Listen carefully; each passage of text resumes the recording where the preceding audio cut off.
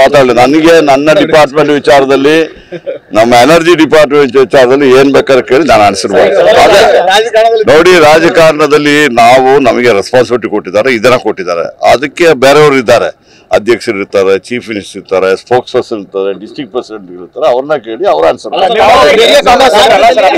ಪಕ್ಷ ಮತ್ತು ವಿರೋಧ ಪಕ್ಷ ಎರಡರಲ್ಲಿ ಗೊಂದಲ ಆಗಿ ನೋಡ್ರಿ, ನಮ್ಮ ಆಡಳಿತ ಪಕ್ಷದಲ್ಲಿ ಗೊಂದಲನಿಲ್ಲ.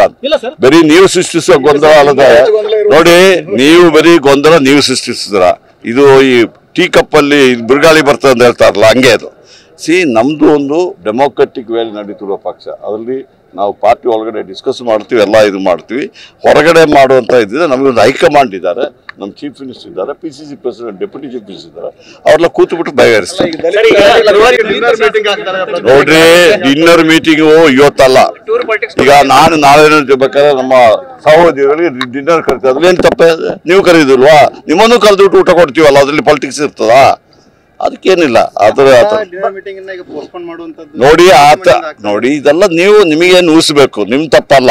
ಯಾಕಂದ್ರೆ ಇಟ್ಬಿಟ್ರೆ ನಾನು ಮೊದಲ ನೋಡ್ತಾ ಇದ್ದೆ, ದಿವಸಕ್ಕೆ 3 ಸತಿ ನ್ಯೂಸ್ ಬರ್ತಾ ಇತ್ತು ದೂರದರ್ಶನದಲ್ಲಿ, ಮಾರ್ನಿಂಗು, ಮಧ್ಯಾಹ್ನ, ಸಾಯಂಕಾಲ. ಈ ನೀವು 1 ಅವರ್ಗೆ ನಿಮಗೆ ಬ್ರೇಕಿಂಗ್ ನ್ಯೂಸ್ ಪಾಪ ನೀವೇನ್ ಮಾಡ್ಲಿಕ್ಕೆ ಆಗ್ತದೆ? ನಾವು ನ್ಯೂಸ್ ಕೊಡದಿದ್ರು ನೀವು ಕ್ರಿಯೇಟ್ ಮಾಡ್ತಾ ಇದ್ದಾರೆ.